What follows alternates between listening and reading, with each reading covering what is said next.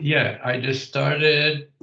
So Ramona is going to give us, is going to start. Let me just find the thing. Okay. Oof. Go ahead. Okay. So we had, we're going to kick off today, kind of going over what we did at the WEFTEC conference 2021. I'm glad that everybody's here. We do have one person from another Baltimore City DPW chief that's interested, that Brian Ball. So we're going to invite him to the next meeting for change management. I did a debrief when I got back, and we have some interest from additional folks from Baltimore City, and I'm trying to figure out how do we now include others from other utilities. And then we'll have a recap of today of the change management methods that we've looked at. And I want to get folks' feedback. I'd like for some of the participants to go out and take a look at some of these change management methods so that they can give us some feedback on what their thoughts are and which pieces we can start pulling together as good tools for utilities. And then Cello is going to talk about improvement steps and integrating change management with other components of WISE. Okay. So WEFTEC. We had, I thought, a great workshop. A really, really good turnout. We had 15 utilities. Yeah, something like that. Yeah, something like that. Yeah. Yeah, we had 15 utilities, and Dan Ott presented on. They applied the things that we've been working on in the WISE program to the CIP planning. So we actually have artifacts now that, for instance, our engineering department can use to develop. So DPW's engineering department or any utilities engineering department can use those to help inform their change management process. And of course, we had the videos from Kesra, and those were well received.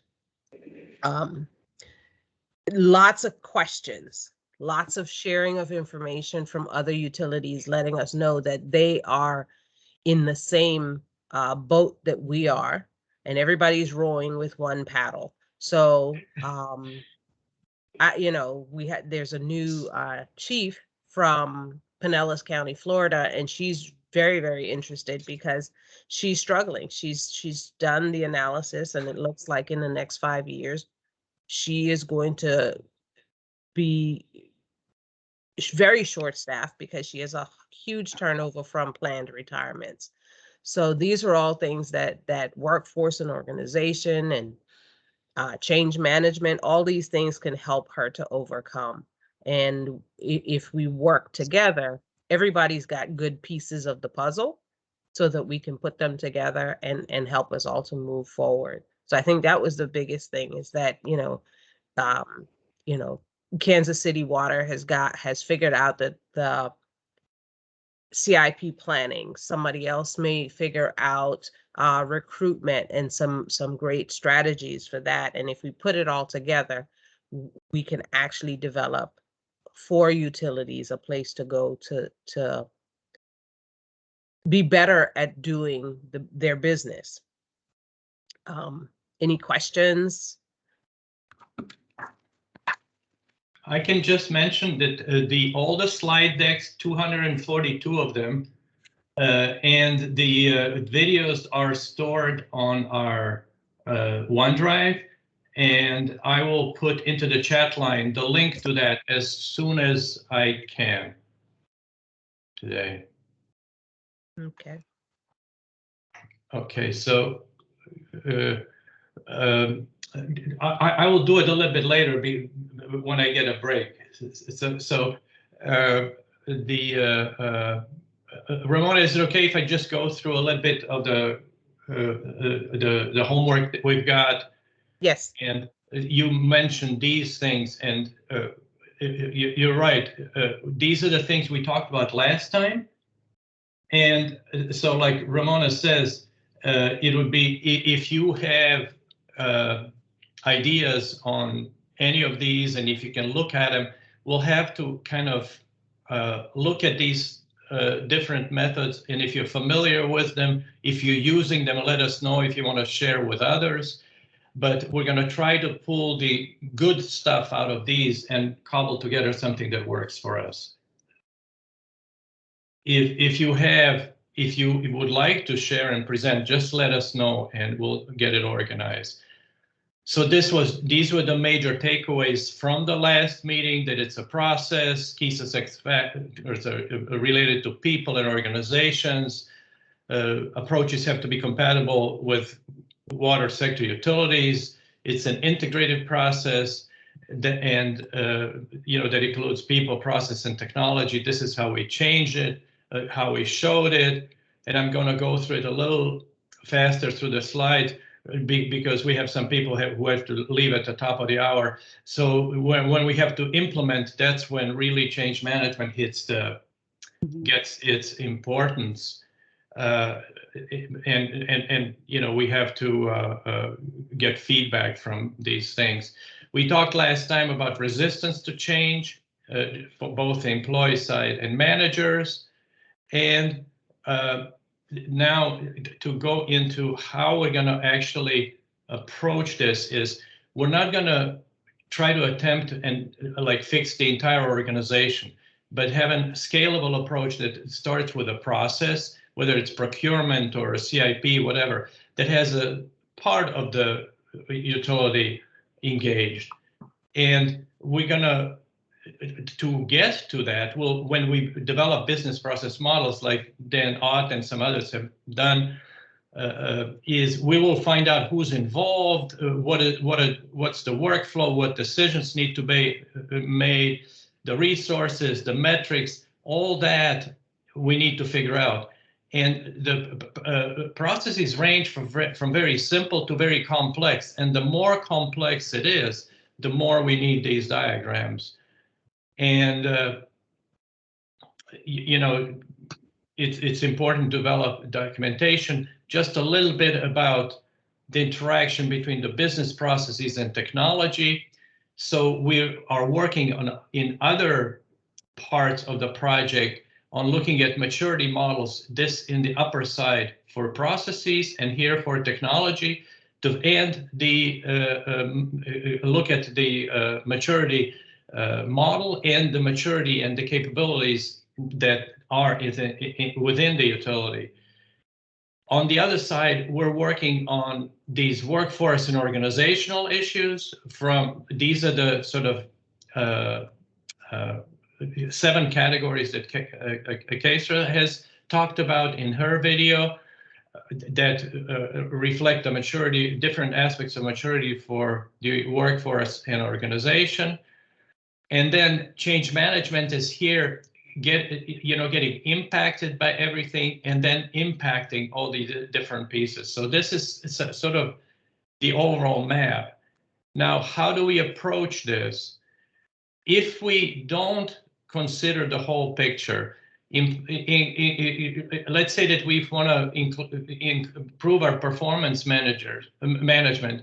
If we don't have mature definition of what we're trying to do, or we don't have metrics, we can't have good performance management. If we don't consider employee engagement, we're going to be in trouble. If we don't, so if we just ignore these things, it just doesn't work.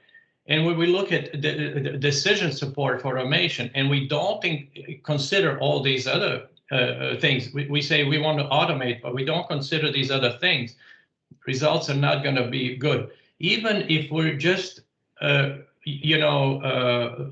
at the relationship between metrics and performance management, we can see that there is a relationship between individual these boxes. So we're going to start, and we're doing a lot like Dan Ott is already saying, on the business side. So we, on the modeling and the documentation and metrics, we have been doing this for 4 years on UAIM. So we've got a lot of stuff here. So we're also, when we develop these maps, we see technology and we're bringing in a set of tools and methods from this other WRF project. And we're also addressing the analytics and building models for workforce and organizational culture. So here the question is, how are we going to change management interfaces with all of this? How do we deal with all this? And I think I'd like to stay on this slide for a little bit and open up for a discussion, because when we get results from these 4 places, we analyze what's going on with our workforce, organization, processes, and technology as it pertains to a specific business process. We're going to have all these inputs to the analytics that we have to do on the change management side, so that we can then make changes where appropriate. And I'm going to stop here and say, so on this team, what we're going to look at is, how do we take the results from all these 4 areas and make it meaningful, so that we can say, okay, excuse me, how do we actually manage this change? So that we can, if you imagine, if you had a dashboard and you could look at all these different components and say, well, it's a very complex process, I don't have it documented. You already know that you're in trouble, or employee engagement is low, or organization, but it gives you also a sense for which pieces are lacking. Where do you have vulnerabilities? Does this make any sense? I want to stop here and kind of see if there are any reactions and that we can engage in the discussion. Scott. Yeah, I just had a question. This is great that we're showing the integration of all the different processes. What if we aren't as far along on one of those assessments? Is it possible to incorporate into change management 1 or 2 rather than 3 or 4? I think yes, and I think that we need to consider the fact that we have fairly good maturity on the business process side, that we have a reasonable start on the technology side, and that we're still working on the workforce organization, because this red pieces are what we are actually going to be on the workforce organization.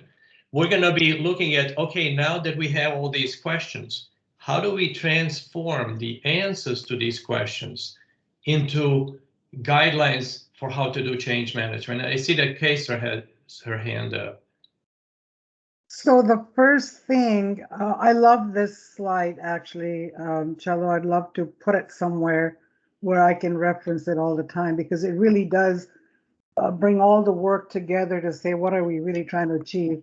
So thank you for the slide. But the first thing that came to my mind was, what comes first, the chicken or the egg, right? Is it the fact that we don't have good processes that's impacting the workforce and the organization? We don't have employee engagement or responsive accountability because we don't have good processes or good technology? Or is it the fact that the employees don't really care, and so they're not the drivers for this getting new technology and developing better processes? So what's driving, what's the driver here? I think that would, as an organization, if I was looking at this slide and I was fresh to this, I would say, well, is it really my workforce or my organizational culture that's limiting me in my processes and technology advancement? Or is it that I don't have good technology and good processes that is limiting my employees or my organization to proceed further? So I think that would be the $6 million question for me. So where do I go first? What is it that I look at first? It's an excellent question. I think that the way may be most practical is to start with the processes. And to start with the simplest thing is, do we even have documentation about these processes? Have we recorded? So it was, Ramona mentioned how the person in Pinellas County has, you're going to have really significant transition in their workforce. If they don't have the processes documented, how are they going to deal with it? Because if people have been there for 10 or 15 or 20 years, and they know that you have to ask Bill for this and you have to ask Jane for that, but the new people, if the number of new people gets over a certain threshold, you can't transmit knowledge this way anymore. So I would say we kind of have to, in starting with processes, it gives us a scalable thing. And it's also practical from the standpoint, you could say, you know what, first of all, what really needs fixing and which part of the organization is a good place to start. So let's say, you say, we really have problems with procurement. But knowing who's involved in procurement, you may say, well, maybe that's not what we want to start with immediately. So let's start with recruiting or something like that. So there's a bit of judgment to have an approach that doesn't try to attack the whole thing, but I would start with processes. And as you're looking at processes, you're also going to see the level of technology.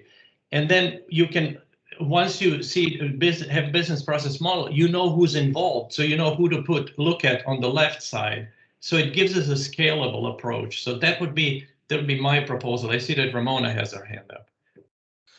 So I'll tell you from my experience with GE, I think one of the great things that they did was they came to the realization that we have problems. We've got issues. We've got manufacturing issues. We've got defects. And if we don't fix them, we're just going to collapse. So I think most organizations first have to have a united focus that, hey, we've got issues we've got to fix. So one, let's do some sort of measurement to figure out where each of these holes may be and come up with a repeatable plan for improving them and continually measuring them. And that's the whole basis of change management. And I think that's what we kind of have to figure out. Okay, where are the holes within our organization? We know we got them. We can admit that we have them. Everybody in the industry has got them, and they've got the similar holes in their organization. So how do we come up with a way of doing some analysis of those holes in our organization so that we can then fix it? Because some organizations have great documentation, but nobody's following them. So we have lots of SOPs, but they're stored somewhere and nobody's using them. There they are. So documentation may not be the issue, but how do we fix that? How do we assess that you have documentation, but nobody's using it? How do we either modernize the documentation to meet the need, or how do we teach people to actually follow the process?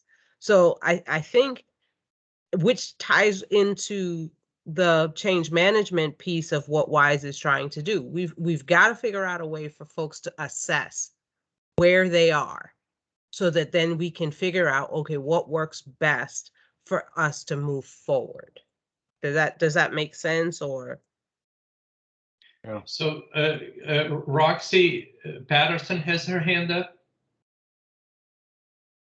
Yes, hi, good morning. Can you hear me? Yes.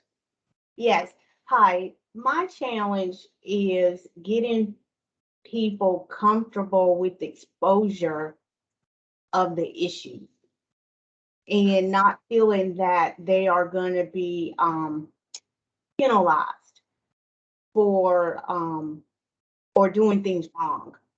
So I would like to understand, how do I help them understand that change management and documenting the processes is helpful for them versus showing that it exposes that they're doing things wrong. That's a challenge that I have with my organization. And just would love to hear maybe some feedback on how others have approached this situation, or if you've had that situation. My thought is that maybe Kesra, who has been very much involved, and she needs to leave a few minutes, and to give her a chance to respond, because she was on the core team looking exactly at these issues. Kesra, would you mind? Yeah, so it's interesting because we also have the same issue in our organization. And I think that really, so two things. One, in response to your question, I feel that collaboration, I think it's better if we bring people to the table to say, hey, what issues are you having? Or what are how can, as an organization, can we help you do your jobs better? Because then if they bring up things that, hey, I don't have a procedure for this, or I don't have enough resources to work through this long process you've put together, and then have them engaged and involved from finding out what the issue is to resolving it. Because I think when we go to people with the problem, then they become defensive. And if we actually have them raise the problem and say, this is the issues that I think exist, now you've turned it, right? Now you're actually helping them resolve the problem as opposed to them helping us resolve the problem. And I think in my past experience, I have found that I have a straw man. I know what I want my process or my procedure or my operations staff to work on. But what I've done to them is I'll go to them and say, you start raising issues. And then as they start raising issues, I start pulling in my straw man and say, how about if we do this? Or how about if I do that? And then we come to a decision, and I think they start owning, those decisions and start owning that. So I think that's probably the best way, as opposed to us identifying what the issue is and telling them, and then that's where they become defensive.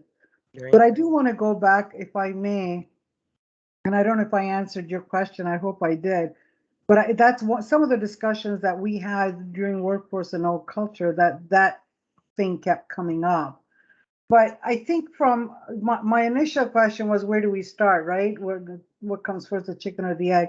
And in listening to Ramona, it sort of triggered in my mind that maybe it is the assessment tool that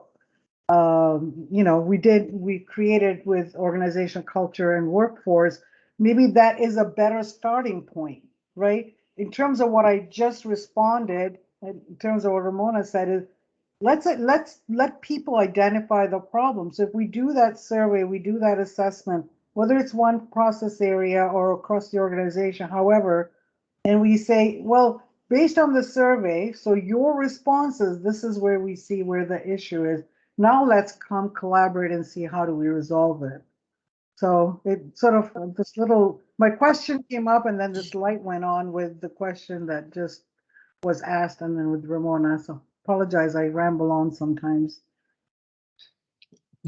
Roxy, I put up a part. You might be interested in participating in the workforce and organization teamwork, and this is something that it comes from that work. A part of the assessment that says, I'm comfortable voicing my concerns and opinions. And if the person say disagree, strongly disagree, or don't know, then they would get these other questions. I'm not comfortable voicing my concerns and opinion because potential ramification from my management, reaction from my peers. Nothing ever gets done about concerns that are raised anyway. Nobody else on my team. So I do not trust. So it has a lot to, or, they could enter something else here. And then when you would say, I would be uncomfortable voicing my concerns about deficiencies in workflows, equity and inclusion, fairness, and so forth. So we have, the team has been building up tools. That was in, so that was in on this side, the left side of the equation. So that was the spreadsheet that kind of lists the whole assessment method. I just thought I would bring it up to show that, you know, this is something you might want to be engaged in. Does that answer your question, Roxy? Yes, it did answer my question. Okay, I'm not sure of the sequence anymore, but Kesa, you have your hand up. Did you want to say something before you have to leave? Oh, no, that was from before. I'm sorry. Okay. And I apologize. I Marco? have to leave. This is such a great conversation. I don't want to go. We're kicking off a large project and I'm part of the core team. I have to be there. I'm presenting. Okay. All right. Well, the meeting cannot start without you anyway, so you can't be late. Yeah, that's true. That's true. I've got everything ready though. I just have to click on join meeting. So Okay. Thank you very much, Kesa. Thank you. Marco, I think you had your hand up as well. Yes, thank you for the acknowledgement, and I ask for forbearance because I may need to jump off the meeting before we conclude at 11:30, but I did want to chime in regard to the question about change management in terms of enabling the kind of, I think, candid and open, transparent response about what it means to embrace, whether it's critique or criticism, but for sure change. And so, you know, as I engage the work of equity and DEI and justice, it is really important. And I know that this is nothing new. So I'm not going to share anything that we don't already know. Sometimes we just need to be reminded. We haven't forgotten. Most of this is relational.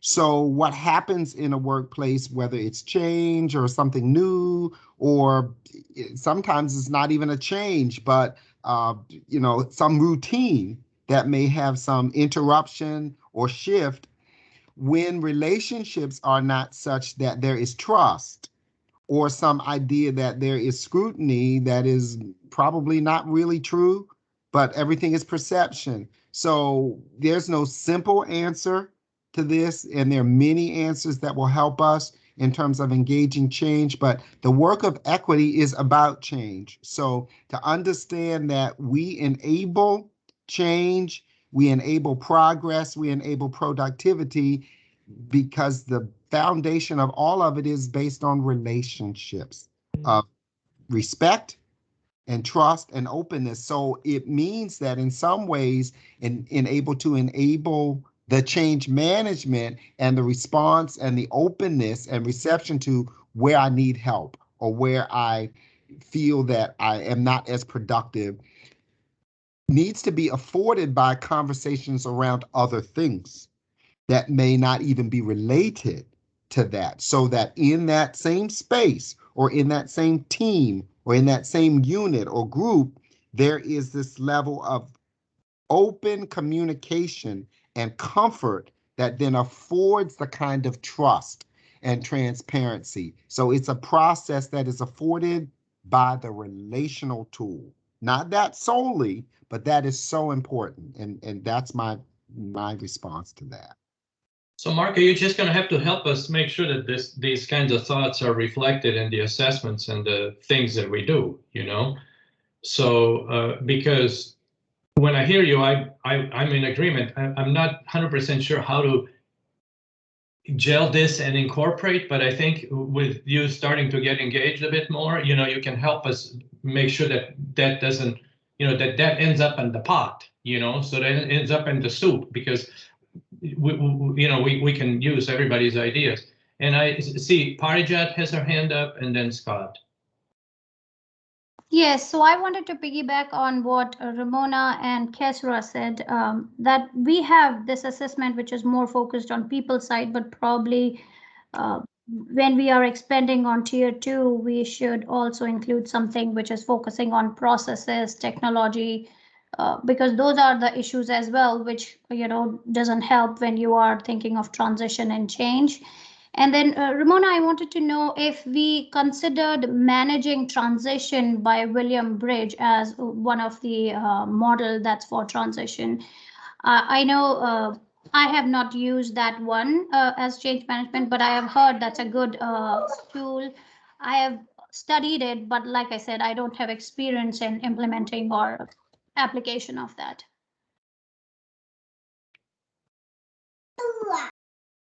So, no, we have not looked at that. Cello might have, but I have not. And you said it's managing change. Managing transition, William, I can share that. And that was William Bridge. Yes, it's pretty simple. I mean, I know I am also ProSci certified. They are good, but they end up being complex. And then there is an issue of certification and copyright. So this is based on a book by William Bridge, and I can share some of the details later. This is, thank you, Parijat. We're trying to balance, there are some proprietary things out there, and there are some things that are more available. We're trying to balance something, and you know, are sometimes not entirely comfortable saying, oh, everybody should go and buy this, you know. But it'll be very, very good to try to see what kind of things we can learn from that methodology. And I see it'll be very helpful. You've already brought up some very good sources for us to look at. So Scott, you also have your hand up. Yeah, I just wanted to, the great discussion. And I also really like this graphic. And I also really appreciated Ramona's, it's almost starts from what's the problem you're trying to solve? Because keeping the end in mind, it's about what kind of, where do you want to make improvements? Is really what this is about. But what I like about this slide is it conveys that all of these areas use business processes, that you're really trying to improve the way that the organization does business. A second thing is that each of them have analytics associated with them, where you basically evaluate it and you're doing a gap assessment, where are the problem areas that you want to address. And then I guess my last comment would be that we seem to be talking a lot about the workforce and culture side, but what also is in common is that regardless of what you're going to improve, you're going to be pulling people together, and you're going to be figuring out with the team and being inclusive, like Marco is saying, and respecting, you know, all the participants. And engaging all of them in terms of making the change. So I guess this is a holistic representation of what it's about, but it's not that anything is maybe more or less important, although in terms of challenges, wise participants have said that the people side of things seems to be the biggest challenge. And processes is number 2 and technology is number 3, but this brings it together in a common framework. And Cello, you might even say that one of the gaps that we have right now is, okay, once we have the analytics, how do we determine what we're going to do? Exactly. And that's the next kind of thing where I'm imagining another circle or something on this graphic eventually, where we've got an analytic tool that tells it, and then what's the process for how we move forward. Yes, I didn't have, I lost a weekend last weekend, and I didn't have, you're exactly right. The thing is, if you have all these indicators and you see where your strengths and weaknesses are, where do you go from there? So there is a layer on top of that. And so what Marco was saying, if there's no trust, everything gets impacted. So the same thing is that if you don't have process, it impacts how people feel about their job. If, so we had a workshop in 2019 in Oregon, And we were discussing 4 things: CIP development and planning, asset management, risk management, and what was the 4th one? CIP delivery. Yeah. Yeah, CIP delivery. And so we were discussing these 4 really process-related things, and you could say technical. And then we, at the beginning, we asked people to say, where are your pain points with asset management and all that. And so they produced 4 lists of challenges they had on these seemingly technical things. And then after it was all over, there were about 40 representatives from different utilities. We asked them about each challenge. What is this about? Is it about people, processes, or technology? And it was 46% were people, 43% were process, and 11% were technology. And what happens in an organization when they have a problem? They say, what are we going to go buy? What kind of system are we going to implement? Which is 11% of the problem, according to utilities who participated there. Why? Because it is the easiest thing to do. The easiest thing to do is when somebody's depressed, they go shopping. So does it address the real problem? No, not really. But maybe so. What we're trying to do here is connect all the dots and allow all these things to see how they, because it's almost like an organism. When you have one weakness, it will spill over into others and so forth. So I should stop this. I see that Rebecca has her, and Ashley has her hand up as well. So Rebecca and then Ashley.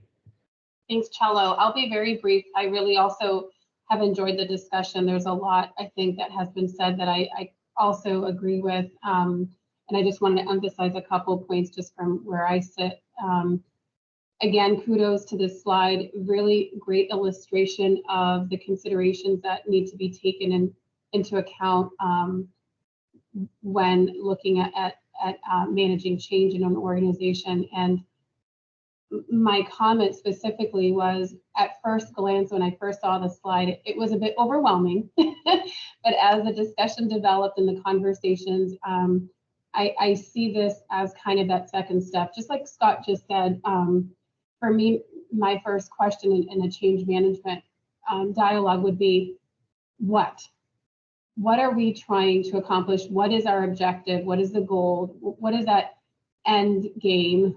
And then ask how are we going to get there? And for me, looking at this slide, it allows me to understand which of these quadrants might be our best approach to answering the how question, whether it's a process, tool or approach, or technology, or workforce and organization. So for me, I look at this slide as kind of that second level after understanding what the objective is and making sure that it's clear what that objective is.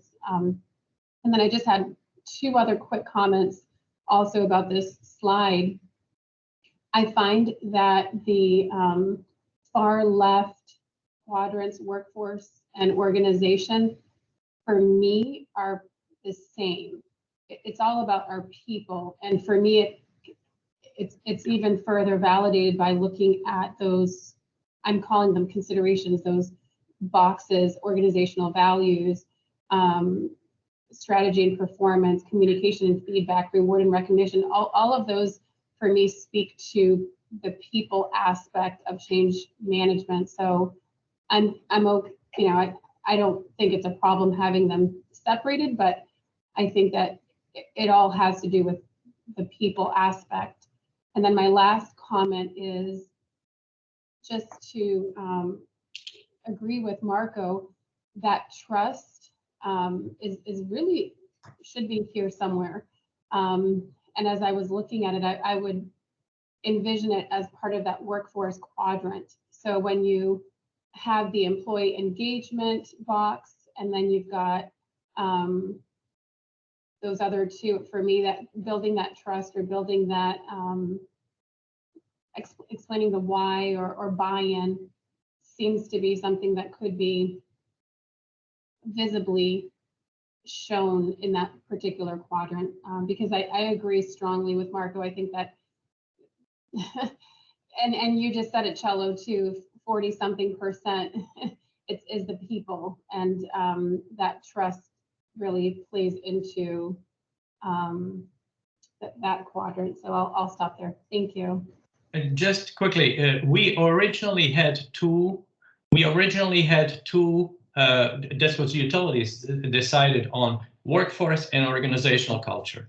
As we got into it, it was organically merged together into a single one. So if you look at these 7 things that are on the left side, they're actually part of the same spreadsheet, and they're part of the same assessment. So that's to say, it took us a while as a group. We came there, and this was all really decisions made by utilities. It was not, the project team. And and as far as trust, it repeatedly came up. So if you can see here, I trust the organization to make decisions based on performance metrics. I trust the organization to hold everybody accountable for their actions and behaviors. So it did feature very prominently as an issue, and it was built in here. It doesn't mean that we cannot change this, but how should I say? We spent, the core team spent, about a year building this tool that would then help us point, okay, where on that left side is the problem? Does that make any sense to you? So where on that left quadrant do you see trust okay, it's represented? Is it employee engagement? Yeah, it is built. If you go one level down, these are 7 categories. Right. But trust is part. It got things related to trust where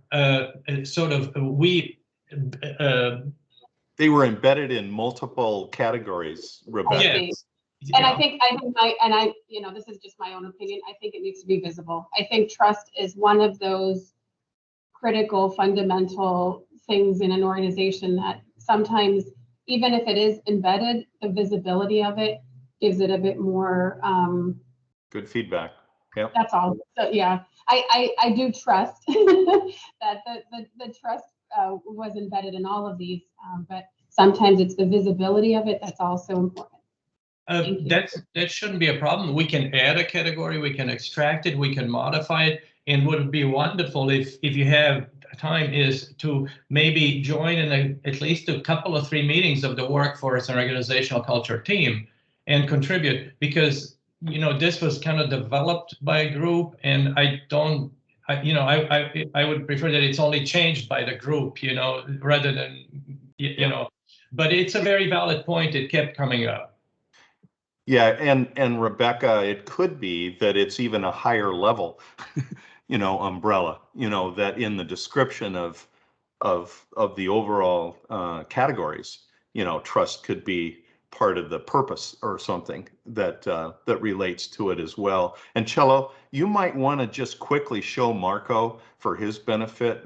There are a couple other questions that relate to inclusion, and looking at it from the perspective of the employee, am I included in, I trust this organization to be fair to all employees. And if you keep going down, there are. Yes, let me just see. It is, I trust this organization to be fair to all employees. And then if they say no, it says I've observed or experienced unfair treatment. Leadership favors those who agree with them. I'm not comfortable providing feedback because I trust leadership. Managers recognize them. It is just woven into here, or all people have an opportunity to succeed. My organization follows its core values.